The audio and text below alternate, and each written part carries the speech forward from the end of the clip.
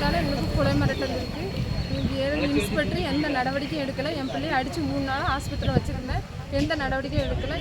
எங்கள் குடும்பத்துக்கு உயிருக்கு ஆபத்து இருக்குது. எங்களுக்கு காவல்துறை எங்களுக்கு பாதுகாப்பு கொடுக்கணும்.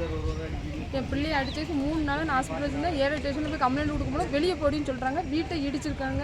எனக்கு எந்த நடவடிக்கையும் இது வரைக்கும் எடுக்கலை. அவர் மேலே நேற்று நைட்டு கூட என்னை கொலை மிரட்டல் விடுதாரு. என்னை கொண்டு போய் கொடுத்தேன்னு உனக்கு கொண்டு கொடுங்க உன் குடும்பத்தோடன்னு சொல்கிறாரு.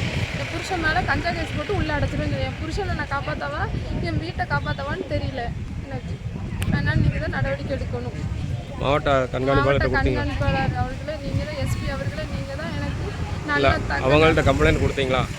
ஆமாம், நாங்கள் கொடுத்தோம் சார். அவங்க நீங்கள் டிஎஸ்பிக்கு போங்கன்னு சொல்லியிருக்காங்க ஸ்ரீரண்டத்துக்கு. நாங்கள் நேற்று கொஞ்சம் உடம்பு சரியில்லை போகலை. இன்னைக்கு எனக்கு எஸ்பி ஆஃபீஸில் கம்ப்ளைண்ட் நீங்கள் தெளிவாக எனக்கு கேட்டு கொஞ்சம் சொல்லுங்கள். அவர் மேலே தக்க நடவடிக்கை எடுக்கணும். அவர் குடும்பம் என் பிள்ளையை அடிச்சிருக்கு. 12 மணிக்கு இபி லைன் ஆஃப் பண்ணிட்டு வந்து அடிச்சிருக்கு. உங்கள் பேர்?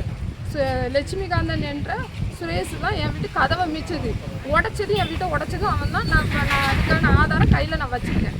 உங்கள் பேர்? என் பேர் ஆறுமுகத்தாய். எந்த ஊர்? எனக்கு ஊர் பெருங்குளம், தூத்துக்குடி மாவட்டம், ஏரல் தாலுகா. ஏரல் ஸ்டேஷனில் முழுக்க அவங்களுக்கு தான் சப்போர்ட் பண்ணுறாங்க. எங்கள் உயிருக்கு ஆபத்து ஏரல் ஸ்டேஷனால் இருக்குது.